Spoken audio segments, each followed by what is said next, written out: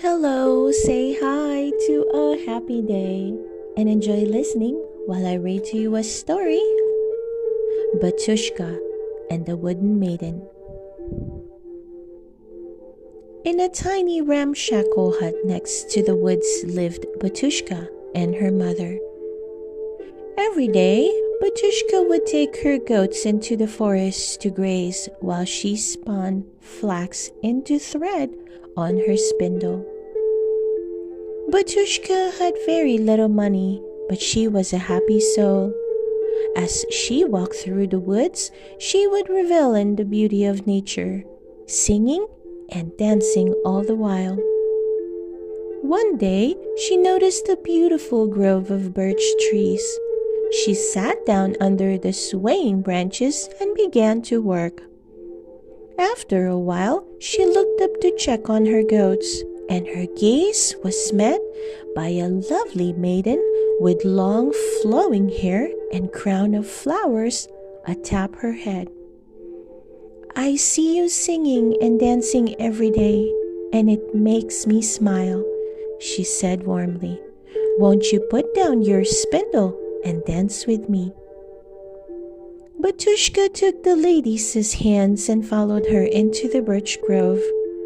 The birds in the trees gathered and sang for them as they whirled and twirled together all day, never needing to stop for a rest.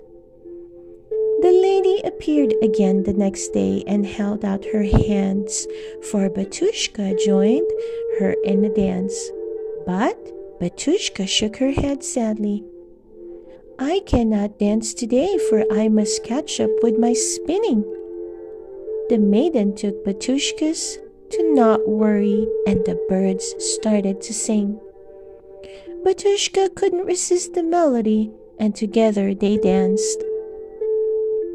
As the sun went down, they finally stopped, and Betushka was full of happiness until she remembered her empty spindle. Seeing her sadness, the maiden took the wooden spindle, and by some magic, the flax was transformed into a spool of perfectly spun thread. "Oh, thank you," Betushka cried, and she skipped home. The following morning, the lady was at the grove waiting for her, and the pair spent another glorious day dancing among the trees. At the end of the day, the lady again filled the spindle with thread. "How can I ever thank you?" Betushka asked. "It is I who must thank you for dancing so joyfully with me," the lady replied. "I have put something in your basket to show my gratitude. Now go home to your mother." When Betushka returned home and her mother saw her glowing cheeks, she asked her what had happened. Her mother's eyes widened as Betushka told the tale. "What luck! You have danced with the wood maiden," she cried.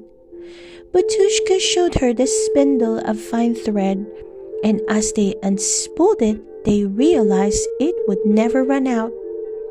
Next, they lifted the lid of the basket, and inside they found a pile of birch leaves turned to gold. Betushka and her mother cried with happiness, for they knew that they would never go hungry again. Betushka's mother hugged her daughter tight, proud in the knowledge that only those with the purest hearts get to dance with the wood maiden. The end. I hope you enjoy listening to the story, Betushka and the Wood Maiden. Please don't forget to hit that like button and subscribe to listen to more of our favorite book stories. See you soon.